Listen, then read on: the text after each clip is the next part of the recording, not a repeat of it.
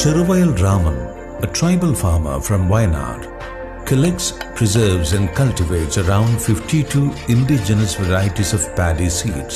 ഇത് മണ്ണുവെളിയ, ഇത് ചെന്താടി, ഇത് മുണ്ടകൻ, ഇത് കണ്ണിച്ചെന്നല്.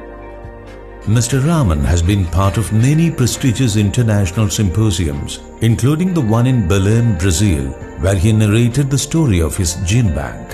Rametan, as he is popularly known, lives in a traditional tribal hut that is more than 150 years old.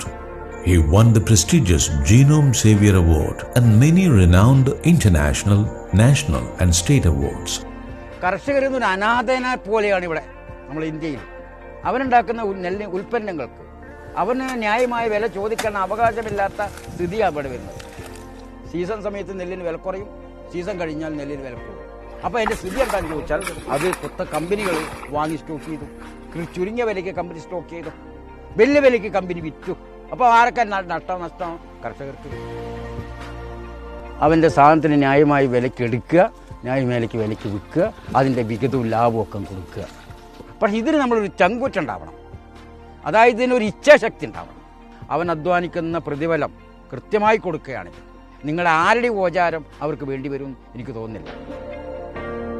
കർഷകൻ ഇന്ത്യയുടെ ആത്മാവാണ്, ഇന്ത്യയുടെ നട്ടെല്ലാണ്, അന്നം കൊടുക്കുന്നവനാണ്. അവനെ നിങ്ങൾ കൊല്ലരുത്.